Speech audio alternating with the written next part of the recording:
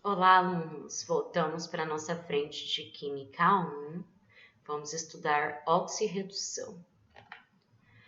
Na frente de Química 1, nossa última aula, aula 4, nós aprendemos sobre NOx, aprendemos a calcular NOx e as regras de cálculo de NOx. Agora, nós continuamos, com as reações de oxirredução. O que nós vamos ver aqui?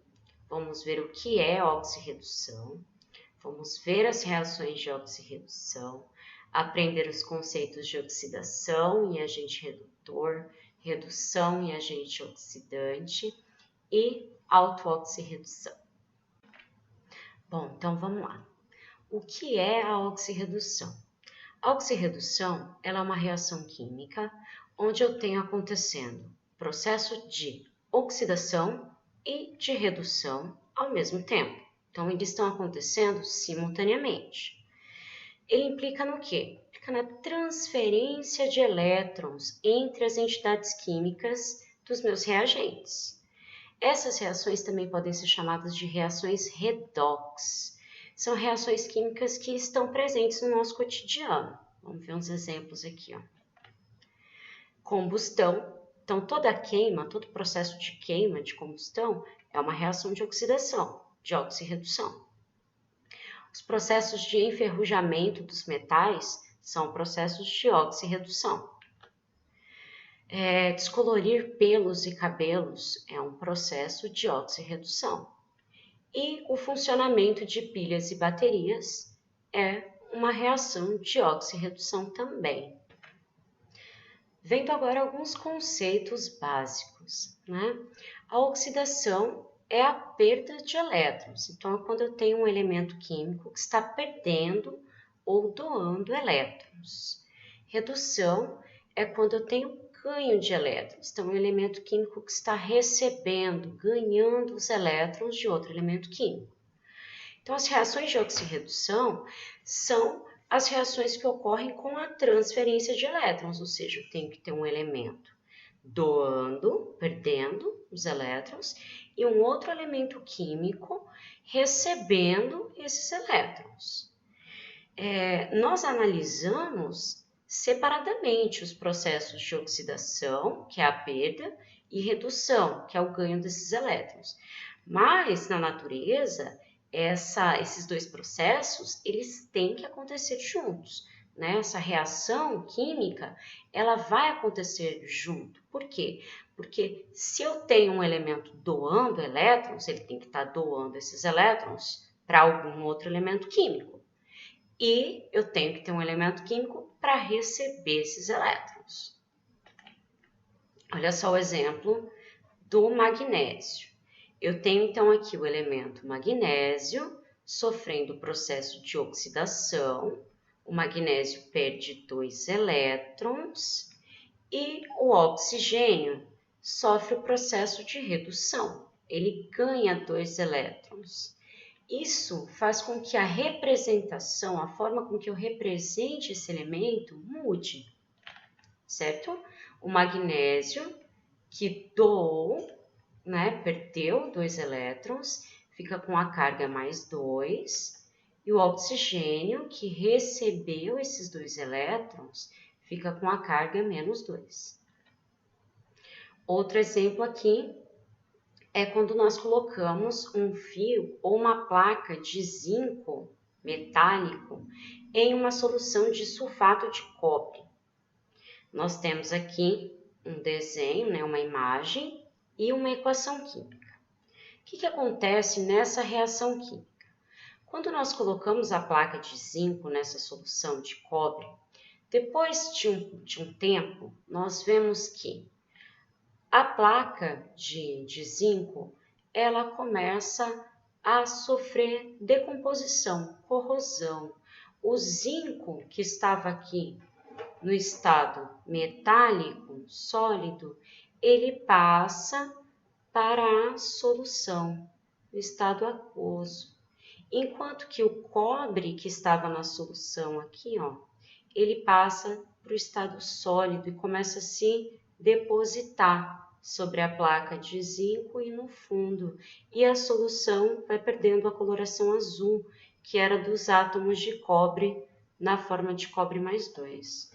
Isso que acontece nessa reação química. Aqui, como que nós representamos isso, né, quimicamente, no papel?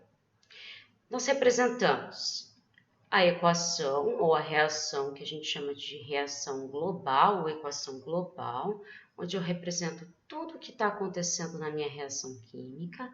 Então, eu tenho aqui o zinco metálico, né? O zinco que estava sólido com NOx 0, reagindo com o cobre, que estava na solução, na forma de cobre mais 2.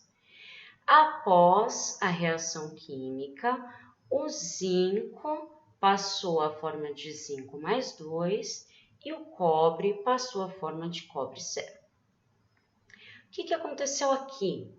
Nós podemos representar também o que a gente chama de semi-reação, né? Que é o que aconteceu em partes. Então, eu tenho a semi-reação de oxidação, que é onde aconteceu a oxidação. Então, eu tenho o zinco sofrendo o processo de oxidação, saiu da forma de zinco 0, passou à forma de zinco mais 2, ou seja, doou 2 elétrons, né? Então, o zinco está doando 2 elétrons. No caso, ele doa esses 2 elétrons para o cobre. E eu tenho a semi-reação de redução, onde eu tenho o cobre, na forma de cobre mais 2 na solução, recebendo esses 2 elétrons que vieram do zinco e passando à forma de cobre 0. Aqui a gente nota que aconteceu a transferência de elétrons. Essa transferência de elétrons, ela faz com que haja mudança na carga elétrica das espécies envolvidas nessa reação, né? Faz com que haja mudança do NOx. Então, o conhecimento do NOx é muito importante. Então, nós precisamos relembrar agora alguns detalhes sobre o número de oxidação, sobre o NOx, que nós estudamos na aula passada, na aula 4. Bom, galera, deu uma revisada na aula 4 da frente de Química 1 do livro 1, que é a aula de NOx, para que vocês relembrem todas aquelas regrinhas de cálculo do número de oxidação que nós já vimos, ok? Que nós vamos relembrar só algumas coisas bem básicas mesmo, que é, no caso dos compostos iônicos e dos moleculares. Quando nós temos compostos iônicos, o número de oxidação, o NOx, vai ser a própria carga do íon, ou seja, o número de elétrons que o meu átomo está doando, né, está perdendo, ou está recebendo. Então, aqui, ó, tenho como exemplo o óxido de magnésio, MgO. Magnésio, elemento da família 2A, então eu sei que ele doa 2 elétrons. Então, aqui a carga dele é mais 2, ele está doando 2 elétrons. Oxigênio, família 6A, ele recebe 2 elétrons. É uma ligação iônica, esse é um composto iônico, está sendo formado com a doação de 2 elétrons, né, do magnésio para o oxigênio. Então, aqui o NOx é a própria carga do íon. No caso dos compostos covalentes, não tem perca, né? Não tem doação e recepção de elétrons, porque acontece o compartilhamento do par eletrônico, então não tem ninguém doando e não tem ninguém recebendo o elétron. Como que acontece, então, o conceito de NOx nesse caso? Aqui, nós estendemos o conceito de número de oxidação para o seguinte. nós falamos que o NOx vai ser a carga teórica que aquele átomo ele iria ter caso a ligação química que existe ali fosse rompida. Então, como assim? Vamos ver um exemplo. Quando a gente olha aqui o ácido clorídrico, eu tenho hidrogênio e cloro. Sei que o hidrogênio não pertence a nenhuma família, mas conheço a eletronegatividade dele. Conheço o elemento cloro, família 7A, é um elemento que possui 7 elétrons na última camada, é um elemento muito eletronegativo, certo? Se por uma influência externa houvesse a quebra dessa ligação química, o par eletrônico dessa ligação ia ficar com cloro. Por quê? Porque o cloro é o elemento mais eletronegativo que está participando dessa ligação química. O hidrogênio não tem força para puxar esse elétron, né? O cloro é muito mais eletronegativo.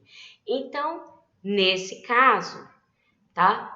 As cargas, o NOx ficaria mais 1 para o hidrogênio, ficaria como se o hidrogênio estivesse doando, porque ele vai acabar perdendo o par eletrônico para o cloro, caso haja uma ruptura, e o cloro menos 1, porque ele vai ficar com o par eletrônico. Com isso, nós conseguimos aumentar, né, estender um pouco o conceito de oxidação e redução, dizendo o quê? Que a oxidação é a perda do elétron ou o aumento do número de oxidação, o aumento do NOx. Então, quando eu tenho aumento do número do NOx em um elemento, de um lado para o outro da minha reação química, eu posso falar que eu estou tendo uma oxidação. E a redução é o ganho de elétrons ou a diminuição do número de oxidação. Então, quando eu reparar que o meu elemento químico está tendo diminuição do seu NOx de um lado para o outro da reação química, eu posso falar que ele está sofrendo redução. Bom, então, nós vamos ter o quê? Nós vamos ter uma variação do NOx nas reações de oxirredução. Vamos ver um exemplo aqui de uma reação entre cobre e uma solução de nitrato de prata, para a gente ver um conceito de NOx, onde nós temos as semi-reações, né? Uma semi-reação de oxidação, onde eu tenho perda de elétron, e uma semi-reação de redução, onde eu tenho ganho de elétron. Vamos lá. Aqui, a semi-reação de oxidação. Então, eu tenho cobre metálico, o NOx é 0. Isso vocês têm que lembrar da regrinha, né? Elemento no seu estado fundamental, NOx 0. Quando ele passa lá para o outro lado, ele já aparece com carga, ele está perdendo 2 elétrons, então ele está sofrendo processo de oxidação, está aumentando o seu NOx, ele passa a cobre mais 2, e ali do lado você tem representados os elétrons, né, que ele está deixando na solução. Aqui você tem a semi-reação de redução, sendo representada por 2 átomos de prata, recebendo os 2 elétrons do cobre, né? Cada prata tem NOx mais 1, está sofrendo redução, está aumentando o NOx, está passando a prata metálica, prata com NOx 0, certo?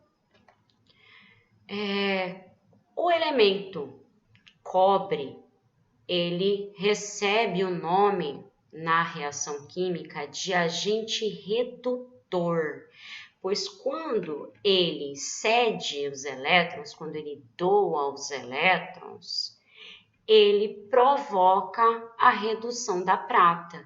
Quando ele sofrendo o processo de oxidação, ele faz com que a prata sofra redução. E a prata vai receber o nome de agente oxidante, porque quando ela recebe os elétrons que vêm do cobre, ela está fazendo o papel de oxidante. Ela está fazendo com que o elemento cobre sofra oxidação, ou seja, fazendo com que ele doe os elétrons para ela. Tá? Isso acontece simultaneamente. Então, assim, os papéis estão acontecendo ao mesmo tempo, tá? O cobre sendo agente redutor e a prata sendo agente oxidante. Vamos ver então a variação do NOx na reação global.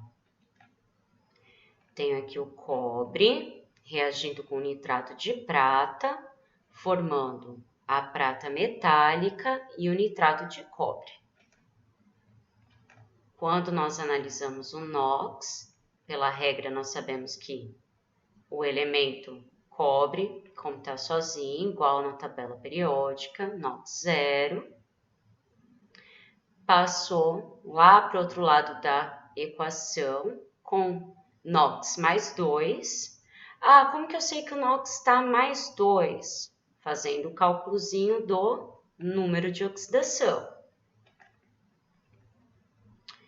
Faço o cálculo do NOx da prata, sei que ela é NOx mais 1, porque o NO3 é menos 1, então cada íon de prata mais 1.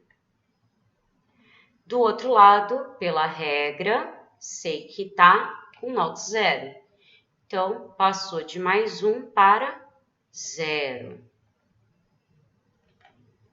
Vamos ver aqui um exemplo. Tenho o ácido nítrico reagindo com iodo, formando HiO3 mais NO2 mais H2O. Quando eu faço o cálculo do NOx, do nitrogênio, no HNO3, eu verifico que o NOx é mais 5. E lá do outro lado da minha reação, eu verifico que o NOx dele é mais 4, ou seja, teve variação do NOx. Se teve variação do NOx, isso é uma reação de oxirredução. Está variando o NOx de mais 5 para mais 4. Está acontecendo o quê? Está diminuindo o NOx. Se está diminuindo o NOx, está acontecendo o processo de redução. Então, o nitrogênio está passando por uma redução. O iodo, aqui nos reagentes, está com NOx 0. Nos produtos, está com NOx mais 5. O que aconteceu com ele? O NOx passou de 0 para mais 5, houve aumento do número de oxidação. Então, ele sofreu o processo de oxidação. O que eu consigo retirar daqui de dados? Consigo retirar que o nitrogênio reduziu, sofreu redução. Então, o HNO3 é o meu agente oxidante, porque se ele reduziu, ele promoveu a oxidação. O meu iodo, ele sofreu oxidação, ele oxidou, e o I2 é o agente redutor, porque se ele oxidou, ele promoveu a redução. Vamos ver agora um outro exemplo, que é quando a gente fala que está acontecendo uma reação de autooxirredução. Vamos lá para a reação química. Eu tenho KClO3 reagindo com H2SO4, formando KClO4 mais ClO2 mais K2SO4 mais H2O. O que está acontecendo aqui? Bom, eu tenho o KClO3, onde eu tenho o cloro com NOx mais 5. E eu posso verificar aqui que eu tenho o cloro aparecendo nos meus reagentes 2 vezes, com NOx diferente, tá? Então, o cloro muda de NOx, tá? Do reagente para os produtos 2 vezes. Ele passa de mais 5 para mais 7. E aqui ele sofre a diminuição do NOx. Então, ele está sofrendo o processo de redução. E ele também passa de mais 5 para mais 4, ali naquele outro elemento, quando ele forma aquele outro elemento, né? Aquele outro componente.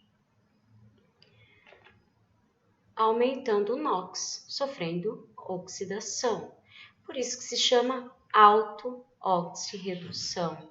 Eu tenho o mesmo composto, mesmo elemento químico, no caso o cloro, tá? Sofrendo redução e oxidação, enquanto que o enxofre, que seria o meu outro participante, não vai ter variação do NOx. Então, aqui eu tenho o cloro reduzindo, sofrendo redução, e o KClO3 como agente oxidante, porque está promovendo a oxidação, o cloro oxidando e o KClO3 como agente redutor, porque está promovendo a redução. Bom, galera, esse foi o conteúdo da nossa aula. Para a próxima aula, façam uma revisão do conteúdo da aula 4, número de NOx. Revejam aquelas regrinhas de determinação do número de NOx e alguns daqueles exercícios que a gente fez. Até a próxima!